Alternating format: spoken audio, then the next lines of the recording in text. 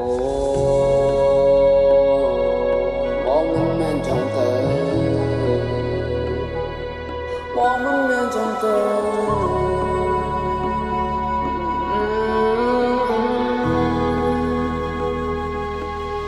អូនឃើញបងចាចេញឬអូនគិតថាបងមានថ្មី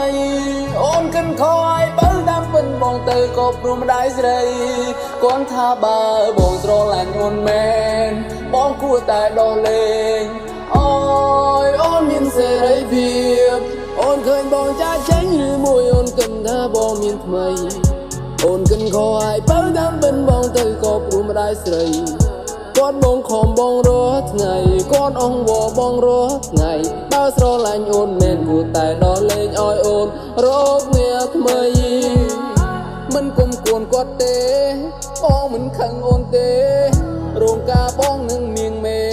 មានតែក្នុងក្តីស្រមៃដុនវាចោលនៅក្នុងចិត្តលេងបាននៅចិនពីស័យថ្ងៃនេះអូនចូលរោងការឮភ្លេងការឲ្យពោជ័យអូបាយខុនចងដៃ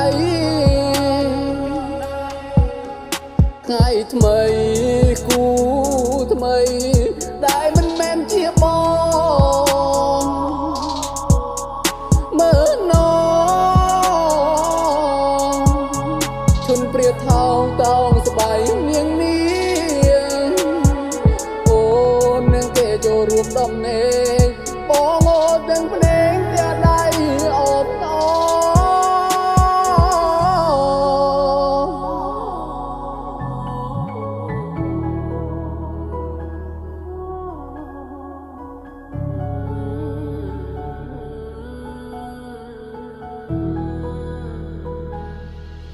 អូនរៀបការអូនហើយសុំមានក្តីសោបងនិងរងទុំសុំចិនស្លាប់ម្នាក់ឯងចូលសូមឲ្យតែអូននឹងគេមានក្តីសងចូលគឺចាំរឿងដែរស្រណងគុំកិនបងទៀតណាស្រើ